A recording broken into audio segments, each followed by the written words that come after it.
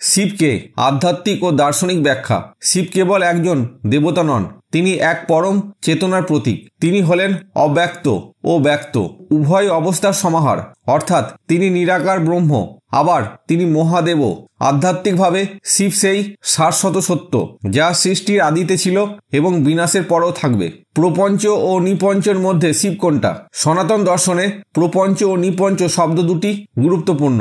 এক, প্রপঞ্চ বা মায়া বা ইলুশন, জগতের বহিরঙ্গী রূপ। এটি হলো মায়া বা জগতের দৃশ্যমান বাস্তবতা যা পরিবর্তনশীল। আমাদের ইন্দ্রিয় যা উপলব্ধি করে, রূপ, রস, গন্ধ, শব্দ, সবই প্রপঞ্চের অন্তর্ভুক্ত।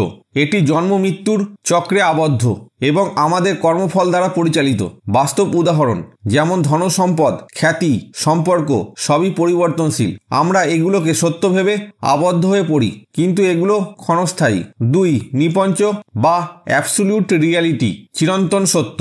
এটি হলো পরম সত্য বা ব্রহ্ম, যা নিরাকার, অনাদি ও অবিনশ্বর। নিপঞ্চের কোনো পরিবর্তন নেই, এটি সর্বত্র বিরাজমান এবং ইন্দ্রিয়ের বাইরে। এটি বিশুদ্ধ চেতনা শক্তি যা সব কিছুর উৎস। বাস্তব উদাহরণ, জীবন যতই পরিবর্তনশীল হোক, আমাদের চেতনা শক্তি কখনো পরিবর্তিত হয় না। গভীর ধ্যানে গেলে আমরা সেই চেতনার সাথে সংযুক্ত হতে পারি, যা নিপঞ্চ। শিব প্রপঞ্চ ও নিপঞ্চের মিলন।